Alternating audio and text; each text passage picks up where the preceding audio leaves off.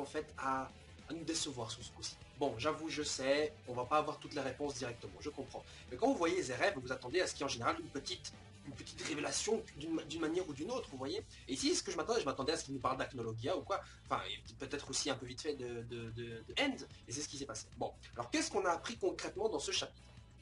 Alors, j'avais espéré déjà avoir des éléments qui pourraient m'aider dans ma théorie, comme quoi Natsu sera Acnologia. Mais j'ai eu que dalle. Que dalle. Bon. Alors, qu'est-ce qu'on sait sur Zien? On sait que Ignil a essayé de le buter. Mais, non, faux. Ignil n'a pas pu le tuer. Alors, et ici, la phrase n'a pas pu prend tout un sens, prend un sens très très important, dans le sens où, il est juste dit qu'il n'a pas pu le tuer. Il n'est même pas question de force. Et je l'avais précisé la première fois qu'on nous a parlé que lorsque Atlas en avait parlé, que le fait qu'on dise que Ignil n'a pas pu le tuer ne signifie pas que The End est forcément plus fort que lui. Ça m'étonnerait même que, franchement, de la force, de la puissance d'un dragon comme ça m'étonnerait même, je pense que c'est surtout dans le cas où il ne pouvait pas vraiment le tuer, dans le sens où il n'en avait pas la possibilité. Ça veut dire qu'en gros, il y a quelque chose qui l'empêchait vraiment de le faire. Ce n'est pas une question de puissance, mais juste une question de possibilité. Voilà. Donc, à mon avis, Zien, en fait, tuer Zien entraînerait quelque chose. Comme, je sais pas moi, c'est comme si je disais Zien est en fait quelqu'un qui comptait par exemple beaucoup pour Ignil. Est-ce que Zien pourrait pas être Natsu? Non, je déconne, beaucoup disaient ça, comme quoi Zien serait en fait Evil Natsu Dragnil, mais c'est vrai que là ça commence à être un peu c'est comme si ma théorie d'Acnologia en fait est en train de se retourner contre moi, et au final en fait Zien est en fait Natsu, quoi. Non, faut pas déconner. Alors, ce qu'on sait c'est que Zeref donc d'ailleurs a bien insisté dessus, comme quoi Ignil n'a pas pu le tuer. Et que soit ce sera End ou Natsu qui arrivera à rencontrer Zeref, donc je sais pas pourquoi, mais un des deux doit peut-être mourir, ouais, je sais pas. En tout cas, ça peut être un des deux, ça ne veut pas être les deux, mais un des deux uniquement, comme si c'était une sorte de fatalité. Et ensuite, un élément aussi très important, c'est que il aura le choix, Natsu aura à un moment donné le choix, comme son père, de soit tuer The End, ou alors le laisser vivre. Et pourquoi le laisser vivre? Ça veut dire que, comme je l'ai dit encore une fois, l'existence de The End est important pour quelque chose. Ça signifie qu'actuellement il existe encore. Vu que techniquement là, Zeref dit qu'il aura le choix de le tuer. C'est-à-dire qu'il est encore en vie. Mais pourtant il n'est pas là pour sa guilde. Ça veut dire qu'il est il est occupé à faire quelque chose. Ou alors c'est qu'il est vivant, qu'on l'a vu techniquement, mais qu'on s'est pas rendu compte de sa présence. Donc on pourrait alors peut-être sous-entendre que peut-être The End est une partie qui se trouve en Natsu, et que Ni n'a pas pu tuer The End parce que c'était Natsu, et que peut-être je sais pas, qu'il a réussi à renfouir toute cette partie démoniaque de The End, enfin démoniaque The End de Natsu en tout petit enfant, ce qui ferait une théorie comme quoi, blabla. Non, je pense pas. Non, ça fait beaucoup trop de trucs, et en plus, en fait non, c'est pas que j'y crois pas, mais c'est parce que ça me ferait bien chier pour ma théorie, je dois bien vous le dire. Mais dans tous les cas, c'est pas très grave. Je pense qu'on a tous plus ou moins compris de quoi il a retourné maintenant. Donc, visiblement, on va bientôt voir The End, et donc il y aura un choix très très important qui expliquera certainement la raison de la non-présence de celui-ci dans les chapitres qui justement concernent sa propre guilde. D'ailleurs, j'ai jamais vu les membres de Tartaros parler de leur maître, comme si celui-ci, je sais pas, était avec eux. Donc ceci, justement, en fait, savent qu'il est occupé à faire autre chose. Ou alors, peut-être une théorie folle, peut-être qu'en fait, The End est de la même manière qu'Acnologia serait Natsu, The End est aussi Natsu. C'est-à-dire qu'on aurait Natsu, la représentation humaine, la représentation dragon de Natsu serait Acnologia, et la représentation démon de Natsu serait The End. Parce que vous savez, dans ce manga, depuis un petit moment, on a une trinité. On a l'humain, le dragon et le démon.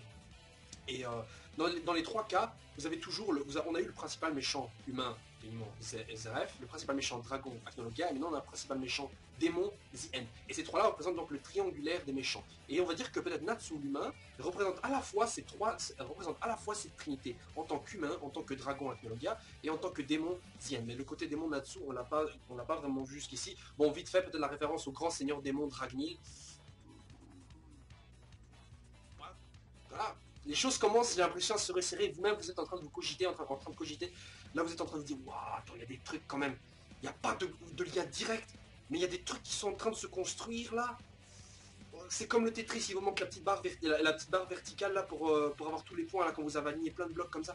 Voilà, vous savez, il vous manque ce petit truc. Bref, je pense qu'on aura ces petites choses par la suite. Bon, passons. Maintenant, concernant le reste du chapitre, qui donc, pour voir ce qui se passe un peu sur le reste de la guilde, bah pas grand chose, hein, évidemment, Elfman, mais enfin Erza qui donc au final n'a pas vraiment buter one-shotter là. Enfin, Kyoka, j'en suis extrêmement content, mais ça ne veut pas non plus dire que le combat va être génial. En tout cas, s'il y a un combat du niveau d'Azuma par exemple, ou je sais pas, contre Kagura, je serais très content, mais Kyoka pour l'instant, personnellement, à part avoir torturé des gens qui étaient déjà sans défense ou quoi, je veux dire, pas grand chose. Non, il y a quasiment rien. Il y a quasiment rien du tout qui me pousse à croire que Kyoka, à part le fait qu'elle soit techniquement le boss, le leader, comme ça, des Kyokimon, qu'à part ça, il n'y a rien qui nous fasse penser que celle-ci a un niveau assez intéressant, assez intéressant que pour pouvoir être très très intéressé et intrigué par la suite de leur combat. Franchement, je m'attends pas à grand chose. Voilà. Je ne peux pas. Je ne peux pas. Je suis même indigné. Vous êtes aussi indigné, je le sais. Quand vous lisez ce manga, vous dites à chaque fois, waouh, putain, ça pourrait être tellement mieux. Il y a tellement de potentiel. Mais à chaque fois, c'est gâché, ou il y a un truc qui vient, ou Afro Happy, ou je sais pas, ou Ours des Neiges. Non, je sais pas du tout. À chaque fois, il y a quelque chose qui vient tout en contrecarrer nos attentes. Je comprends ce sentiment et je le partage également. Bon, alors, donc concernant la suite du chapitre, comme je disais, on a donc Elfman qui visiblement est très remonté. Et je suis très content de voir qu'en même temps, on n'a pas oublié les petits blessés, c'est-à-dire Laxus. Laxus, Big Slow, Fried et Green, et vite fait aussi l'autre membre du conseil, j'ai oublié son nom. Donc je suis très content qu'on l'ait pas oublié, parce qu'il ne faut pas oublier que Polyushka, qui donc là, je me rappelle, qui est donc là aussi sur le cube, avait dit à la guide de Fairy Tail donc de récupérer du sang pour pouvoir créer un vaccin afin de soigner les Laxus et les autres. Et donc ça veut dire qu'ils vont devoir recombattre Tempesta et lui voler son sang. Ce qui signifie donc qu'on va devoir attendre que Tempesta soit vaincu pour avoir le retour donc de Laxus. Ce qui signifie en même temps que je sens qu'on aura un moment où, je sais pas, ils vont vaincre Tempesta ou quoi, où ils vont voler son sang, je sais pas, ils vont tous être vaincus, enfin pas tous mais quasiment tous dead. Et là on va avoir besoin de backup, de renfort, et là Laxus, Fried et les autres vont arriver en tant que renfort. Et peut-être le retour de Gildarts, qui sait, parce que là, Gildarts, oui, bon, Gildarts, t'avais dit que t'allais revenir quand ta guilde allait être le numéro 1.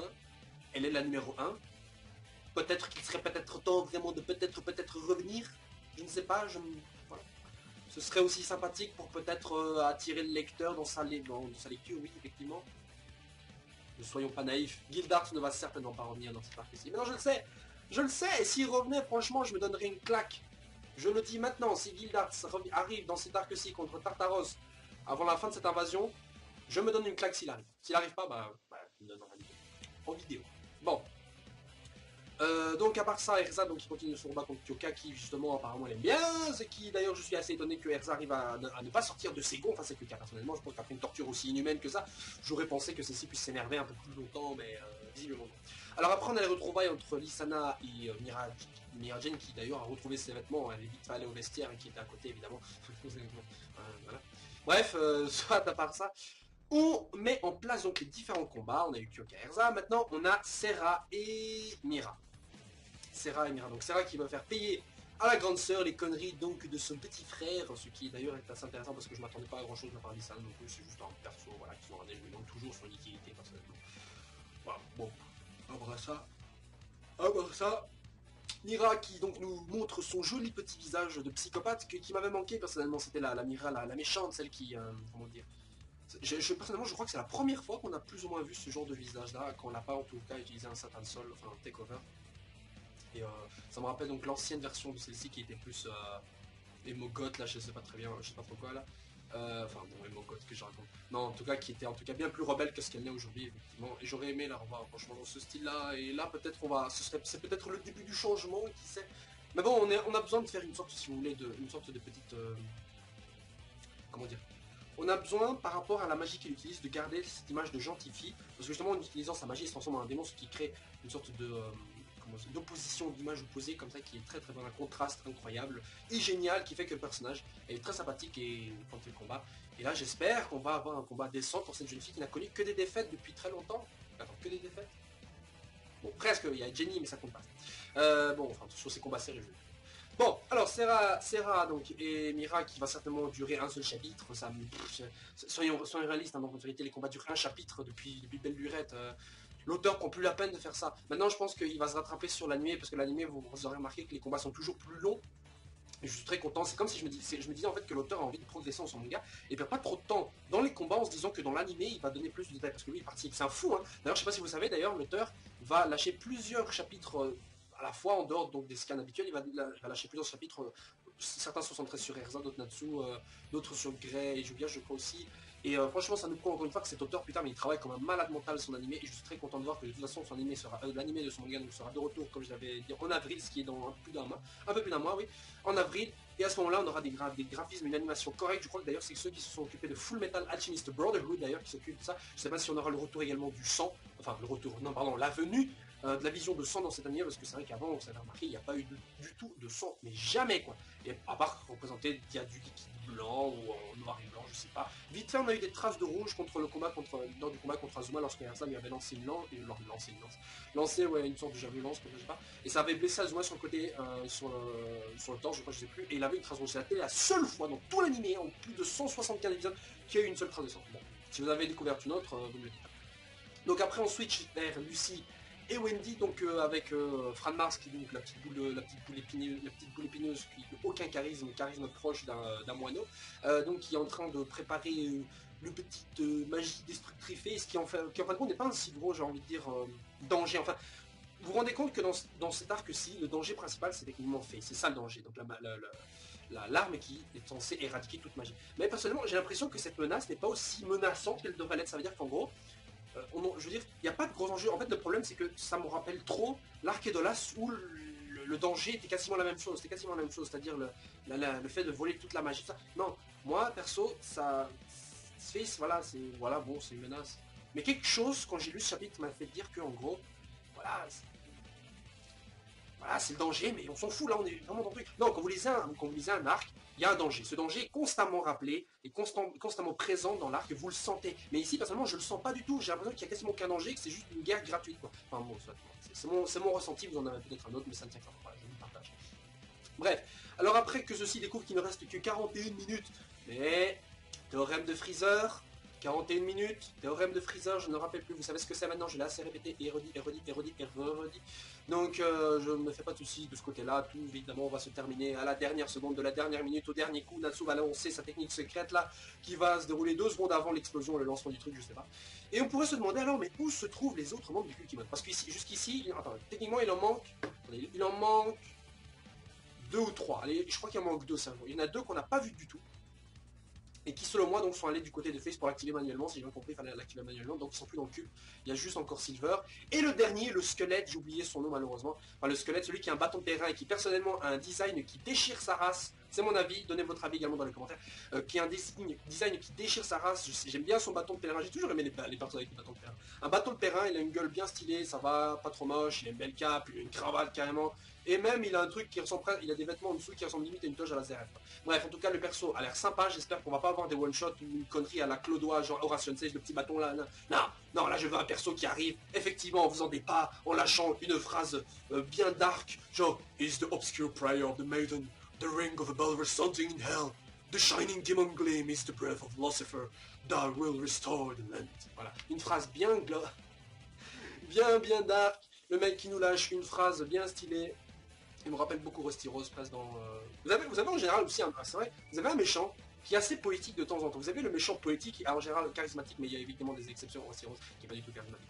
Mais vous avez ce perso poétique qui lâche toujours des phrases comme ça, un peu comme Serra aussi, hein. J'ai remarqué cette guilde aime bien lâcher des petites phrases. Bon, je sais que c'est à la base, ce sont des démons tirés de bouquins, mais ça sert à rien de faire un côté lecture à chacun de ces démons si c'est pour leur faire lâcher des phrases qu'ils vont regretter après les avoir lâchées un chapitre plus tard en faisant one-shotter par Lucie qui a des gros boobs, comme par hasard qui va être présente dans une double page quelconque, je sais pas, lors du combat, et qui va nous invoquer une vache, un scorpion et une salope avec des nageoires, et qui va le buter facilement avec l'aide d'une petite fille qui balance des trucs en criant, et qui est censée être une tueuse de dragon.